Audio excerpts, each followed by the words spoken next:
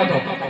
جلیل القدر انبیاء گزرے ہیں مگر اللہ رب العزت نے ان کو مخاطب نہیں فرمایا، ان انبیاء کی امتوں کو مخاطب نہیں فرمایا، بلکہ حضور علیہ السلام کی امت کو مخاطب فرمایا.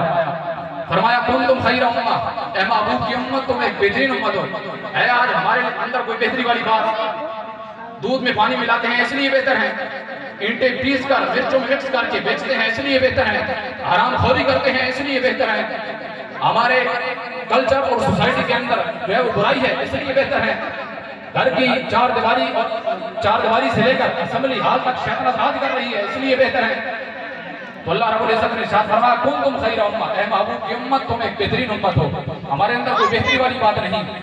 تو حضرات ذی وقار چلو اچھائیاں لے لیں، یہ تو ہیں ہی برائیاں، ان کی وجہ سے بدتر ہو سکتے ہیں، بہتر نہیں ہو سکتے. پروردگار عالم نے نماز کا ذکر نہیں فرمایا، اے محبوب کی امت تم نمازی بہت اچھے ہو اس لیے بہتر ہو، نہیں. اور حاج کا بھی ذکر نہیں فرمایا، اے محبوب کی امت تم حاجی بہت اچھے ہو، نہیں. اللہ رب العزت نے جہاد کا ذکر فرمایا کہ اے میری محبوب کی امت تم مجاہد بہت اچھے ہو اس لیے بہتر